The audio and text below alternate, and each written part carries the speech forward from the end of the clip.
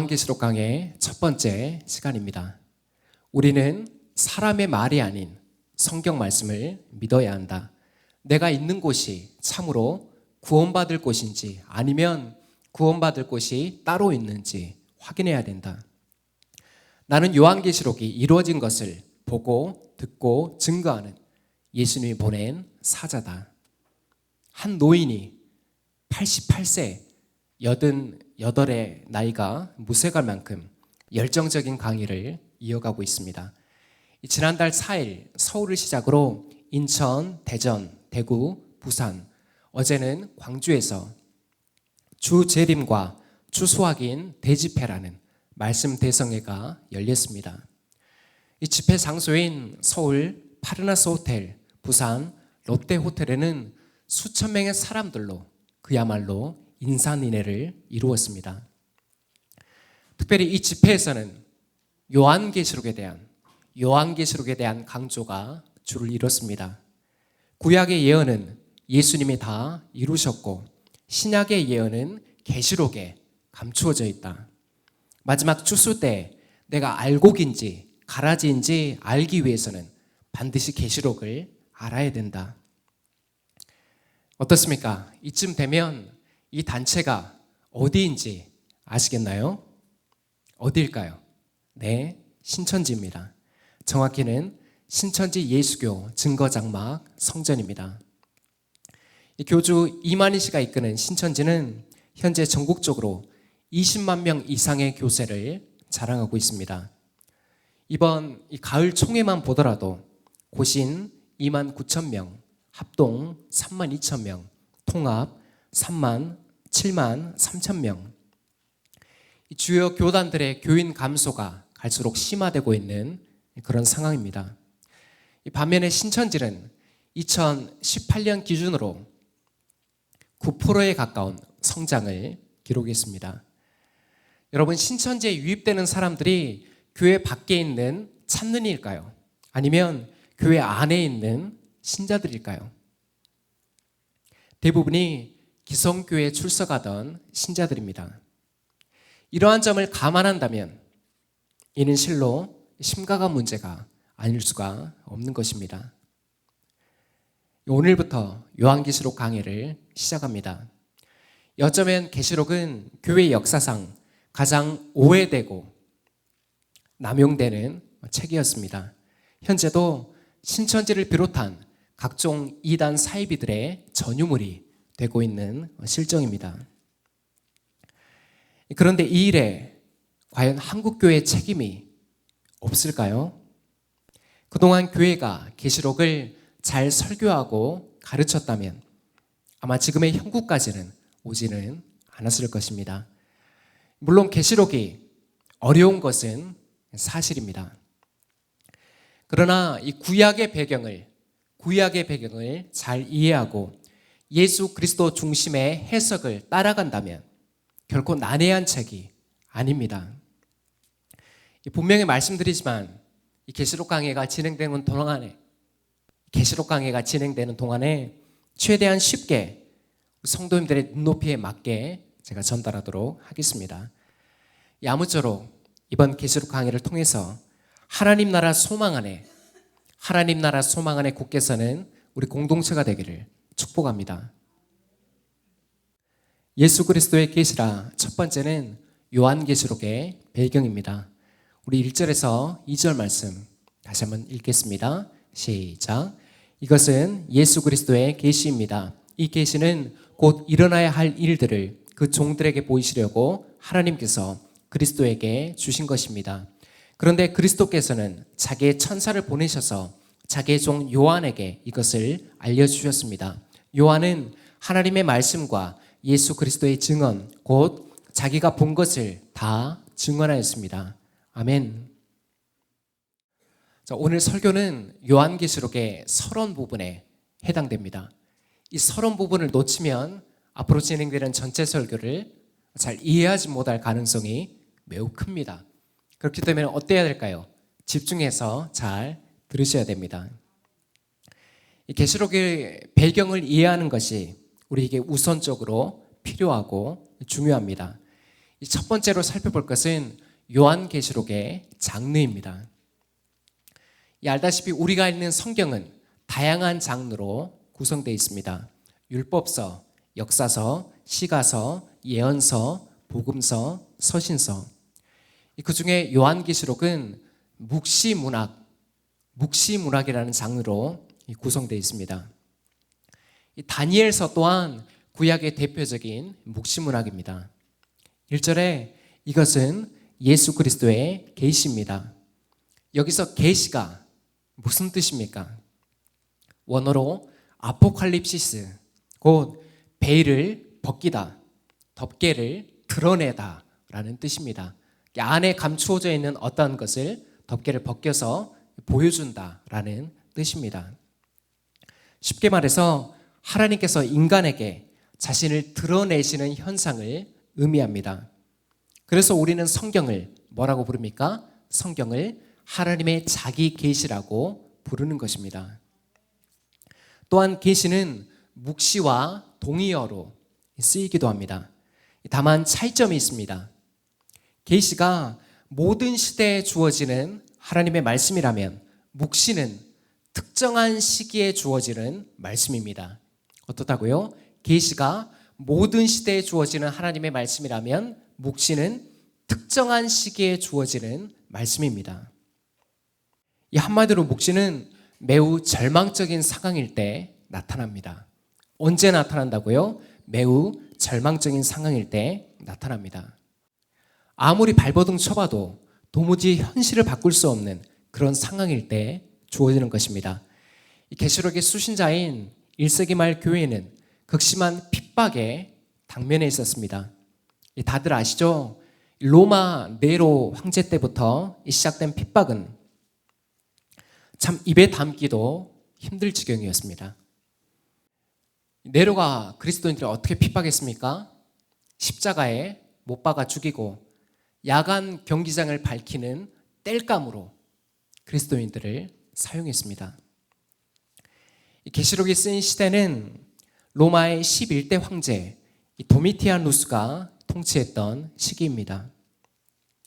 그는 흔들리던 로마 제국에 다시 부흥을 가져왔던 인물입니다.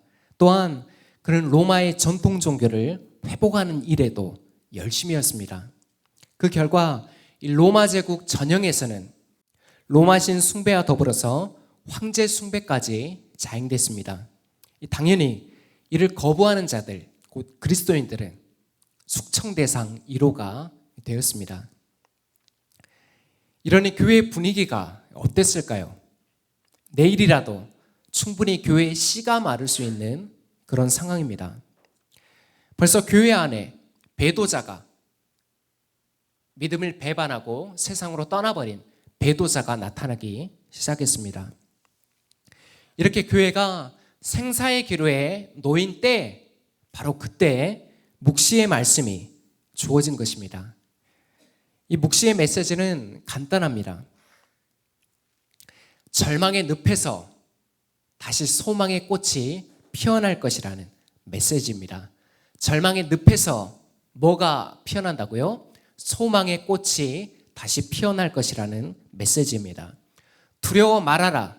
하나님께서 통치하신다. 하나님께서 최종 승리를 주실 것이다. 이처럼 묵시는 하나님의 백성들에게 다시금 용기와 소망을 북돋워 주었습니다. 문재인은 빨갱이다. 주사파 정권을 척결해야 된다. 현재 유튜브나 광화문 집회에 가보면 어렵지 않게 들을 수 있는 이야기입니다. 그러나 과거 이 독재 정권 시절에는 이렇게 함부로 말하지 못했습니다. 왜 그랬을까요? 이렇게 대놓고 비난했다가는 어디로 끌려갑니까? 지도새도 모르게 남산 지하실에 끌려갔습니다. 그래서 당시에는 뭐가 발달했을까요? 직접적인 언어 대신에 은어나 수화가 발달했습니다. 그러한 방법으로 정부를 우회적으로 비판했던 것입니다. 계시록도 마찬가지입니다. 반대 진영에서 알아들을 수 없도록 철저히 상징으로 감추어 버립니다. 뭘로 감추어 버린다고요? 상징으로 감추어 버립니다. 일례로 계시록 17장에 나와 있는 바벨론은 어디를, 어느 나라를 상징할까요? 그 당시에 로마 제국을 상징했습니다. 그뿐 아니라 7촛대, 7인, 7나팔, 7대접, 두루마리, 용과 짐승, 음녀, 어린 양, 새하늘과 새 땅. 이처럼 계시록 안에는 온갖 환상과 상징들로 가득합니다. 이것이 앞서 말한 대로 계시록이 갖고 있는 묵시 문학의 특징인 것입니다. 이 두 번째로 살펴볼 것은 요한계시록의 저자입니다. 이 저자가 누구입니까? 1, 2절에 나와 있죠. 그리스도께서는 자기의 천사를 보내셔서 자기의 종 요한에게 이것을 알려주셨습니다. 요한은 하나님의 말씀과 예수 그리스도의 증언, 곧 자기가 본 것을 다 증언하였습니다. 그런데 여기서 요한이 누구일까요? 세례 요한 아니면 마가복음을 기록했던 마가 요한일까요? 전통적으로는 세베대의 아들이며 예수님의 제자였던 사도 요한을 계시록의 저자로 추정합니다. 기록 연대는 앞서 말씀드린 대로 도미티아누스 황제가 통치했던 AD 81년에서 96년 사이로 추정됩니다. 이때 요한은 예수를 증거했다는 이유로 pat모섬에 유배되었고 그곳에서 성령의 감동으로 계시의 말씀을 받게 된 것입니다. 이를 묵시의 형태로 기록한 것이 바로 요한계시록입니다. 이 마지막으로 살펴볼 것은 요한계시록을 해석하는 관점입니다. 매우 생소하기 때문에 이 부분은 집중해서 잘 들으시기 바랍니다. 계시록을 해석하는 관점은 크게 4가지가 있습니다. 첫 번째는 미래주의입니다. 미래주의는 계시록의 예언들을 종말 직전에 일어날 미래적인 사건으로 보는 것입니다. 이 단점은 교회의 휴거, 7년 대환란, 적그리스도의 통치와 천년 왕국 등을 모두 문자적으로 이해합니다. 그렇게 해석상 여러 문제점들을 안고 있습니다. 둘째는 과거주의입니다. 이 과거주의는 미래주의와는 반대로 계시록의 예언은 모두 1세기에 성취되었다고 보는 관점입니다. 언제 다 성취되었다고요?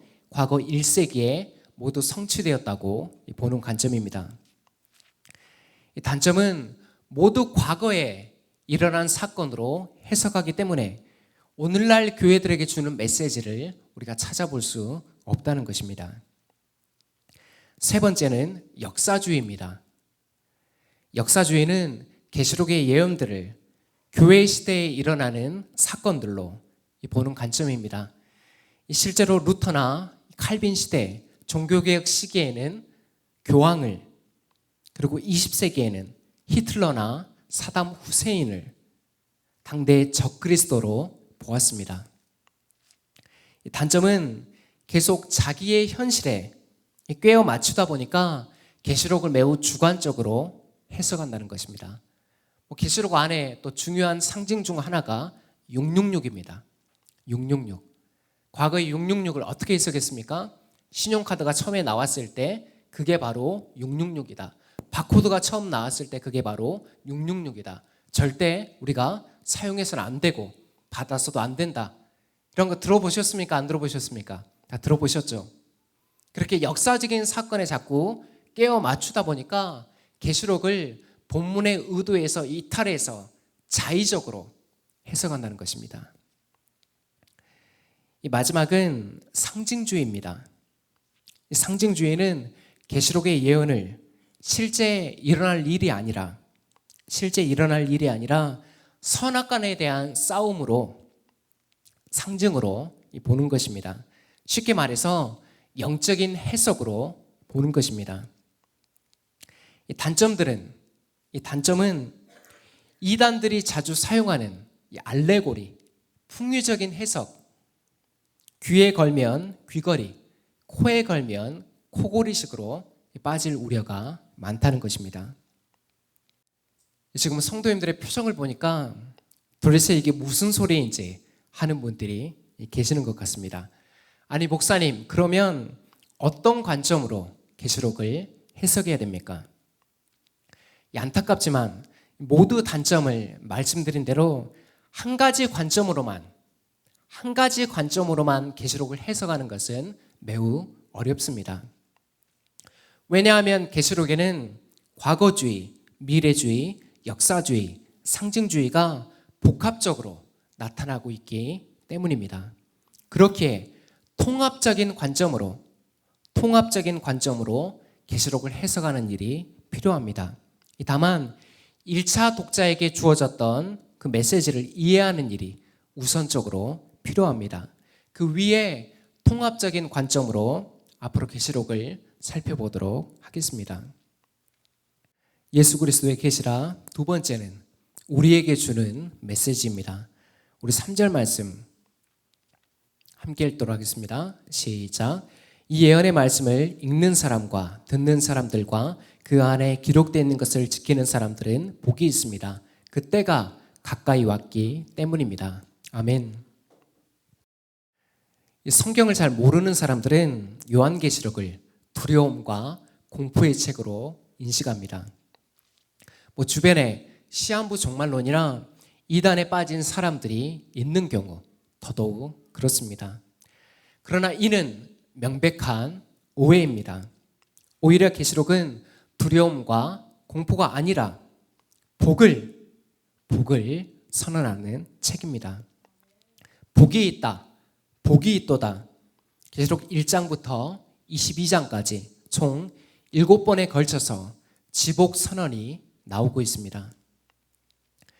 그렇다면 이러한 복은 누구에게 주어질까요? 3절에 나오죠.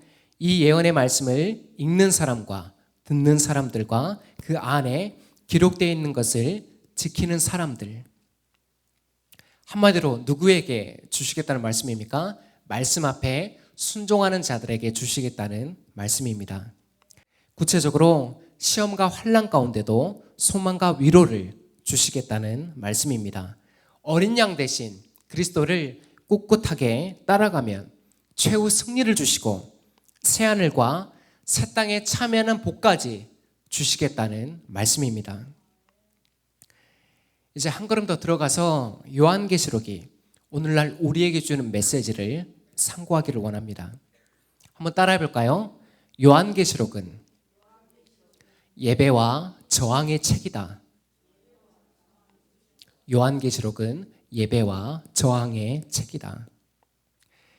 계시록 4장에서 5장을 보면 하늘 보좌에서 드려지는 그 예배가, 하늘 보좌에서 드리는 천상의 예배가 생생하게 기록되어 있습니다.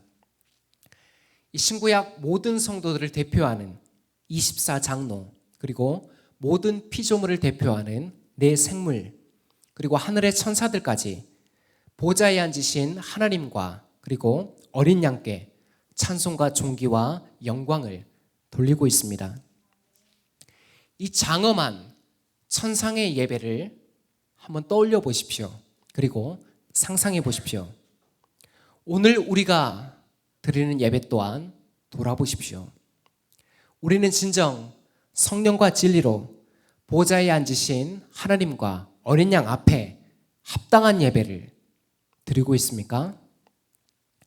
혹시 이 예배가 나의 종교적인 만족과 세속적인 욕망을 추구하는 우상 숭배 자리는 아닌지를 냉철하게 돌아봐야 됩니다. 또한 참다운 예배는 저항으로 나타납니다. 역사적으로 이스라엘은 이집트, 아수르, 바벨론, 그리스, 마지막에는 로마의 통치를 받았습니다. 이 모든 나라들은 단순히 제국주의를 넘어서 하나님의 백성을 위협하는 사탄의 세력들을 상징합니다. 그래서 하나님의 백성들은 신앙의 정체성을 지키기 위해 싸웠습니다. 정치, 경제, 사회, 문화, 종교, 교육, 언론, 예술, 모든 영역에서 하나님 나라의 가치를 사수하기 위해 저항했습니다. 작년 생일에 시집 한 권을 선물 받았습니다. 바로 윤동주 시인의 하늘과 바람과 별과 시입니다. 윤동주는 1917년 일제강점기에 태어나서 1945년 2월 16일 향년 27세 나이로 하늘의 별이 되었습니다. 그는 일제강점기의 대표적인 저항 시인입니다. 이 저항 시인이라는 말이 생소하게 들릴 수도 있습니다. 그는 독립운동에 가담한 죄목으로 체포되었고 형무소에서 순국했습니다. 물론 윤동주는 직접 몸으로 부딪히는 독립운동은 하지 않았습니다. 다만 그는 일제에 저항하고 독립을 염원하는 마음으로 시를 지었습니다. 특별히 윤동주는 자신의 기독교적인 신앙을 은유를 통해서 시로 승화시켰습니다. 제가 선물 받았던 윤동주의 그 대표적인 시집 하늘과 바람과 별과 시에도 총 18편의 시가 기록되어 있는데 그 중에 6편이 기독교적인 색채를 띠고 있습니다.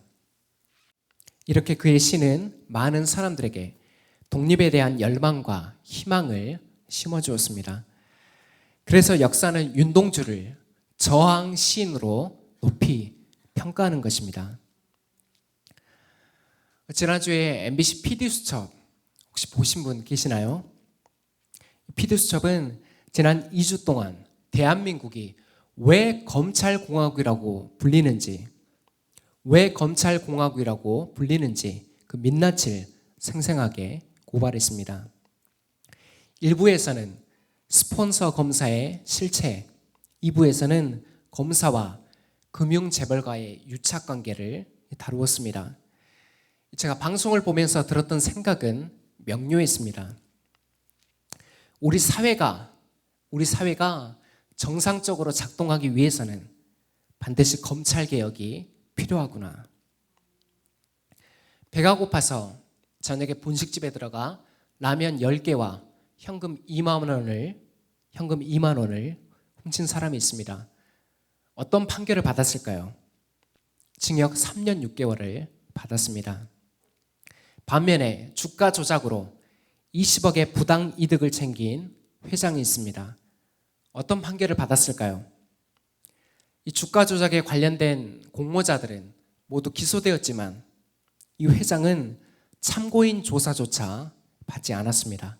기소조차 되지 않았다는 것입니다. 왜냐하면 그의 뒤에는 검찰 출신 정관 변호사가 있었기 때문입니다. 그렇기 때문에 여전히 돈 있고 힘께나 쓰는 사람들은 수십억의 수임료를 내더라도 정관 변호사를 선임하는 것입니다. 쉐인 클레어본이라는 기독교 작가가 있습니다. 그가 주창한 저항의 예배라는 개념이 있는데 한번 들어보십시오. 살인하는 정부들에 우리는 순응하지 않을 것이다. 제국주의 신학에 우리는 순응하지 않을 것이다. 군사주의 사업에 우리는 순응하지 않을 것이다. 여러 전쟁과 공포의 확산에 우리는 순응하지 않을 것이다. 오늘 우리는 하나님 나라에 대한 우리의 충성을 맹세한다. 로마의 평화와 다른 평화에 우리의 충성을 맹세한다. 원수를 사랑하라는 복음에 우리의 충성을 맹세한다. 가난한 자들과 상한 자들에게 우리의 충성을 맹세한다. 여러분, 이게 무슨 말입니까? 정치, 경제, 사회, 문화, 종교, 교육, 언론, 예술 모든 영역에 뿌리 내린 로마의 질서, 곧 하나님 나라에 대치되는, 하나님 나라에 반대되는 그 가치에 저항하겠다는 이야기입니다. 거기서 발생되는 특혜를 뿌리 뽑겠다는 말입니다. 뿌리치겠다는 이야기입니다. 사랑하는 여러분, 오늘 한국 사회는 여전히 만몬주의와 약육강식의 논리가 팽배합니다. 그 결과 우리가 사는 사회가 어떻게 됐습니까?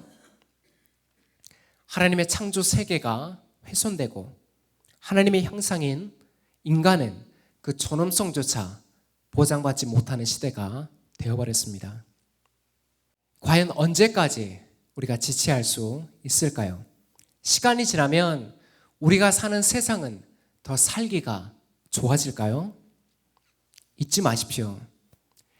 이러한 로마의 질서에 저항하지 않으면 우리도 함께 동화되고 함몰되는 것은 결국 시간 문제입니다. 그렇기 때문에 계시록은 끊임없이 로마의 질서에 하나님 나라와 반대되는 이 세상의 가치에 저항하라고 외치는 것입니다. 또한 우리의 일상에서 하나님 나라의 백성의 정체성을 사수하라고 명령하고 있는 것입니다. 바로 이러한 개념이 계시록이 우리에게 전해주는 저항의 예배 개념입니다. 말씀을 맺습니다.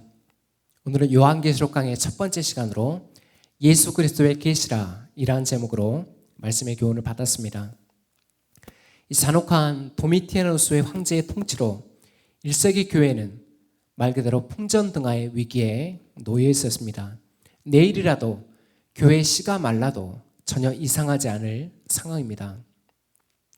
그러나 하나님은 고난당하는 성도들을 결코 잊지 않으십니다. 요한을 통해 계시의 말씀을 주시며 하나님 나라에 대한 소망과 위로를 부어주십니다. 또한 눈에 보이는 통치자는 황제이지만 진정한 우주의 통치자는 바로 하나님이심을 분명하게 드러내십니다. 우리가 순종해야 될 것은 바로 한 가지입니다. 예언의 말씀을 잘 읽고 듣고 그 안에 기록된 것을 지키는 것입니다. 바로 그 사람이 복 있는 사람입니다. 이번 계시록 강해를 통해서 지금도 온 우주를 통치하시는 하나님의 경륜에 눈이 뜨이기를 권면합니다. 끝으로 오늘도 역사의 주인은 내가 아니라 힘있는 권세자가 아니라 오직 하나님이심을 고백하는 저와 여러분이 되시기를 예수 그리스도의 이름으로 축원합니다. 기도하겠습니다.